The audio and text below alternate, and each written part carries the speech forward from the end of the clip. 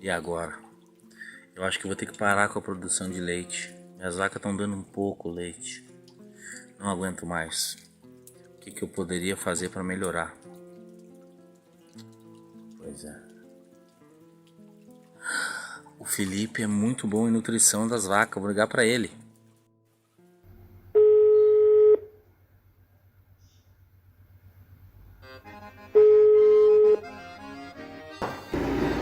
Pessoas normais atendendo o telefone.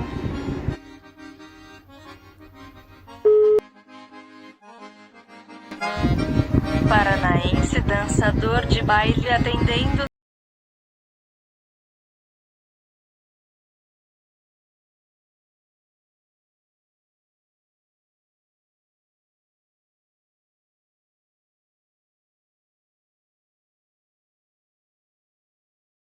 Bom, Tudo bom? tranquilo, meu amigo? Tranquilo? Meu amigo, é o seguinte, eu posso te ligar a videochamada para te poder me ajudar aqui no problema que eu tô na alimentação das minhas vacas? Pode ligar. Ok, beleza, então, vamos lá. Deixa eu ligar. Bom dia, Felipe, tudo bem, cara? Desculpa estar incomodando aí, mas eu lembrei que tu tem uma longa experiência na pecuária leiteira e que tu já trabalhou com bastante tipo de gado em diversas formas de manejo. Eu gostaria de perguntar uma coisa para ti e talvez tu poderia me ajudar. Assim, Filipão, seguinte, eu tenho aqui 5 vacas, eu tenho à disposição delas à vontade o BRS Capiaçu e que eu poderia dar ali assim, desses 100% do Capiaçu, eu poderia estar dando 25% ali, 20% do Curumi também, junto com isso. Eu tenho à disposição aqui para mim hoje casca de soja, resíduo de cevada, o malte e resíduo de milho. É o que eu tenho disponível aqui para mim. Tu poderia me ajudar nesse sentido?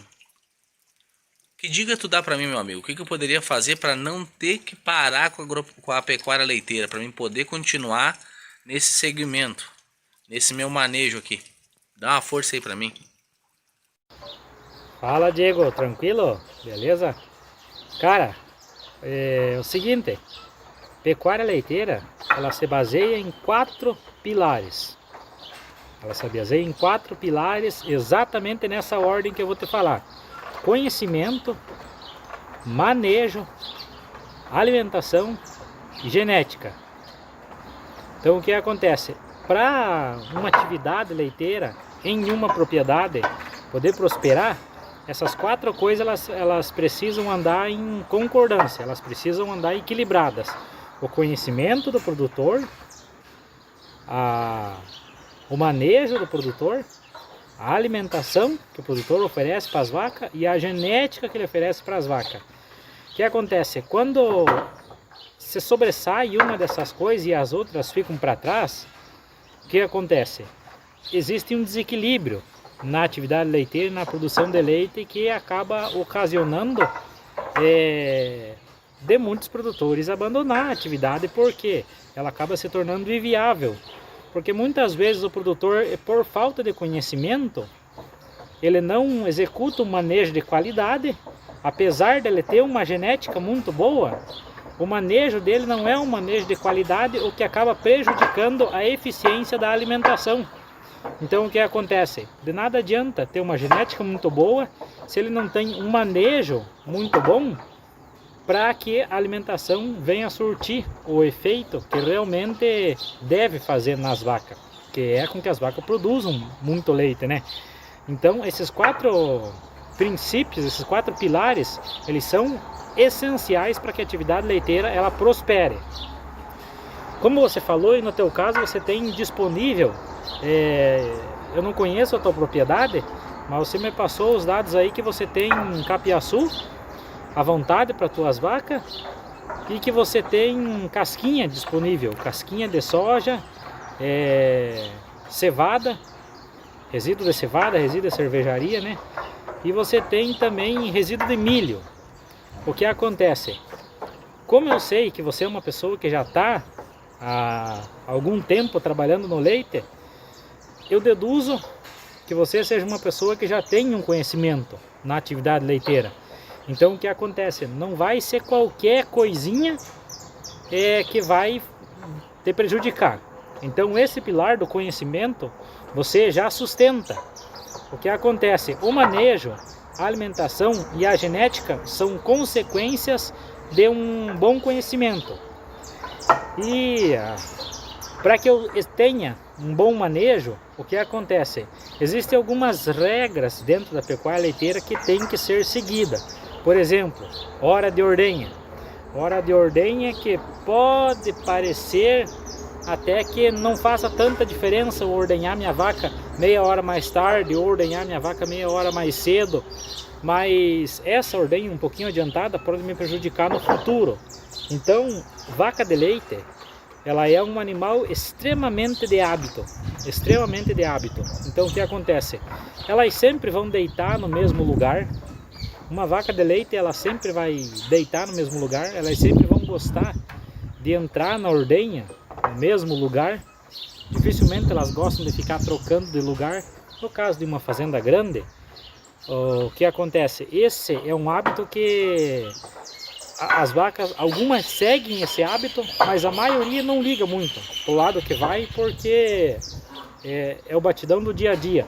Mas quando a gente fala de uma pequena propriedade, isso é uma coisa que faz muita diferença, porque se você coloca a vaca no lugar errado, onde ela não está acostumada a entrar, o que acontece? Isso vai gerar um estresse, vai fazer com que a vaca retenha um pouco de leite por causa desse estresse. Consequentemente, se a vaca tiver um índice de células somáticas um pouco mais elevado, no outro dia vai apresentar grumo, o que nós conhecemos como mastite na pecuária leiteira. Mas, enfim, essa é uma das coisas, essa é uma dica, seguir o horário. Ordenha de vaca é sempre de 12 em 12 horas. Quando se trabalha com gado confinado, de um gado de alta lactação, um gado de alta lactação seria um gado de 35 litros para cima de média. Usa-se um princípio de que você ordenha as vacas um pouco mais. No caso, em vez de ordenhar somente 2 vezes, você passa a ordenhar 3 vezes. Isso acaba trazendo um conforto para os animais. Então isso facilita. Mas no teu caso aí eu acredito que seja umas vacas um pouco mais de 15 litros a 25 litros. Então são vacas de média lactação. O que acontece? O manejo, como eu já te falei, é essencial que a gente siga um horário, tanto na questão de ordenha quanto na questão de alimentação do gado. Questão da água também é imprescindível, que a água seja uma água de qualidade.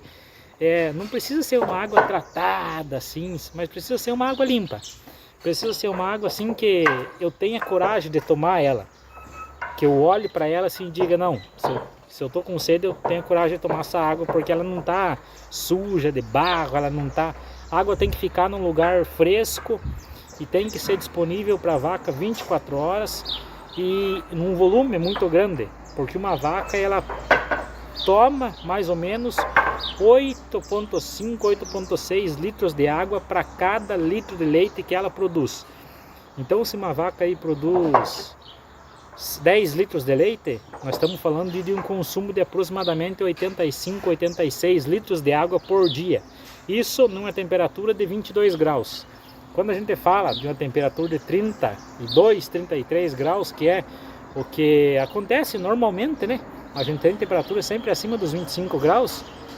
Esse consumo já aumenta, porque através do consumo de água, a vaca acaba tentando se refrescar. Da mesma forma que nós, seres humanos, quando está muito calor, a tendência nossa é tomar mais água, porque a gente faz o resfriamento do corpo através da evaporação. Nós suamos, a vaca também soa, então ela vai tomar mais água. Essa é uma dica muito importante também. Falando da questão da alimentação, eu vou te passar alguns pontos que devem ser seguidos. Porém, para a gente balancear uma dieta bem balanceadinha, eu preciso ter uma bromatologia. Bromatologia, o que que é? Bromatologia é uma análise do capim, uma análise da casquinha de soja, uma análise da cevada e uma análise desse resíduo de milho. Então, baseado nessa análise, eu vou ter quanto de proteína que tem, quanto de energia que tem, quanto de minerais que tem, quanto de vitamina que tem. Baseado nisso, nós vamos ver o que nós temos para oferecer para a vaca e vamos balancear uma dieta da maneira que a vaca precisa. E o que uma vaca precisa? É uma vaca de entre 15 e 25 litros, ela vai consumir aí em média 70% de volumoso e 30% de concentrado, de 30 a 35% de concentrado e de 65 a 70% de volumoso. O que é o concentrado? O concentrado é a cevada, o concentrado é a casquinha de soja, o concentrado é o resíduo de milho e o concentrado é o sal mineral também. Então o que acontece? Para uma vaca ela se sustentar viva e ao mesmo tempo produzindo leite, ela precisa de 1% de vitaminas na alimentação dela, 1% do total da alimentação delas precisa ser vitamina, 3% precisa ser minerais, então aí nós já temos 4%. Entre 14% e 18%, isso é uma média, porque não existem estudos exatos. Porém, essa média aí a gente acaba seguindo, porque é uma média que tem apresentado resultados melhores. Entre 14% e 18% de proteína bruta, então nós estamos falando de 4 mais 18, digamos que a alimentação seja fornecida com 18% de proteína, nós estamos falando já de 22%. O restante precisa ser energia, então em torno aí de 78% de energia. Isso vai constituir uma dieta de uma vaca em lactação. Porém, dentro desse balanço que a gente faz, é preciso cuidar outros parâmetros, que é o que? O consumo de matéria seca.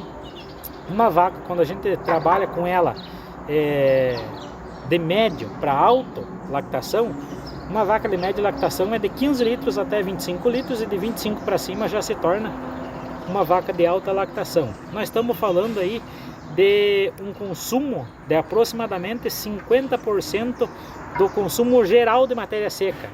Então a comida dessa vaca, se nós juntar o capiaçu, se nós juntar a casquinha, a cevada, o sal mineral e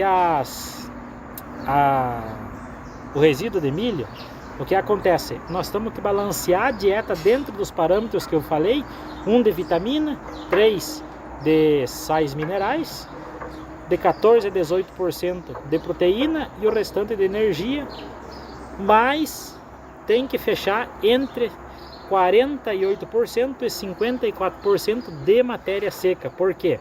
Aí a minha vaca ela tem uma capacidade de alimentação.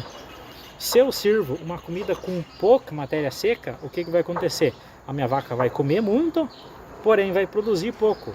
Então esse 48% até 54% de matéria seca da dieta total, ela é para a gente ter um equilíbrio entre uma alimentação saudável e também uma produção que vai pagar os meus custos e ainda vai me sobrar dinheiro para mim sobreviver e para mim conseguir investir.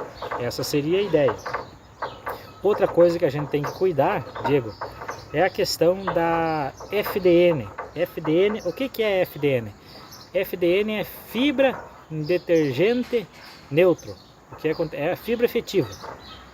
Para uma vaca de alta lactação, existe o mínimo de fibra efetiva. Para uma vaca de média lactação, existe uma quantidade aceitável de fibra efetiva. Para uma vaca de baixa lactação, de 15 litros para baixo, a fibra efetiva é uma coisa que a gente não faz tanta diferença porque a necessidade dela não é tão grande. Então, como o teu gado é um gado de 15 a 25 litros, fibra efetiva é uma coisa que a gente tem que ser trabalhada.